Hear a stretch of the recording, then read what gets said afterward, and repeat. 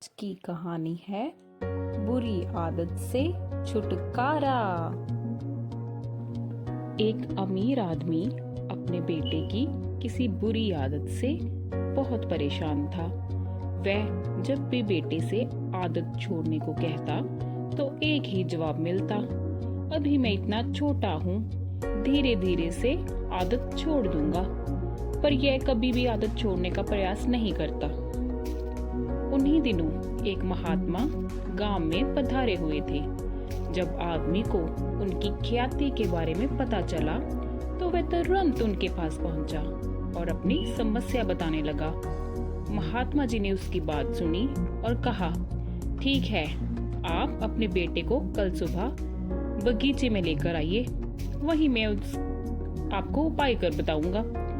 अगले दिन सुबह पिता पुत्र बगीचे में पहुंचे।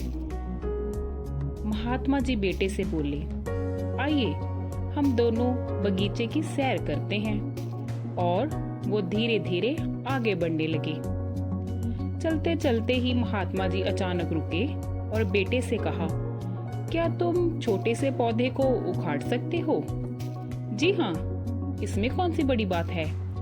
और ऐसा कहते हुए बेटे ने आसानी से पौधे को उखाड़ दिया। फिर वे आगे बढ़ गए और थोड़ी देर बाद महात्मा जी ने थोड़े बड़े पौधे की तरफ इशारा करते हुए कहा, क्या तुम इसे भी उखाड़ सकते हो? बेटे को तो मानो इन सब में कितना मजा आ रहा हो। वह तुरंत पौधा उखाड़ने में लग गया। इस बार उसे थोड़ी मेहनत लगी, पर काफी प्रयत्न के बाद उसने उसे भी उखाड़ दिया। वे फिर आगे बढ़ गए और कुछ देर बाद पुनः महात्मा जी ने एक गुलहड़ के पेड़ की तरफ इशारा करते हुए बेटे से उसे उखाड़ने के लिए कहा। बेटे ने पेड़ का तना पकड़ा और उसे जोर जोर से खींचने लगा, पर पेड़ तो हिलने का नाम नहीं ले रहा था। जब बहुत प्रयास करने के बाद भी पेड़ टस से मस नहीं हुआ तो बेटा बोला, अरे ये तो बहुत मजबूत है और उसे उखाड़ना असंभव है। महात्मा जी ने उसे प्यार से समझाते हुए कहा, बेटा, ठीक ऐसा ही बुरी आदतों के साथ होता है।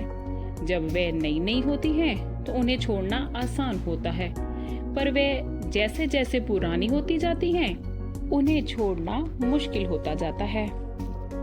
बेटा उनकी बात समझ गया और उसने मन ही मन आज से आदत छोड़ने का निश्चय किया।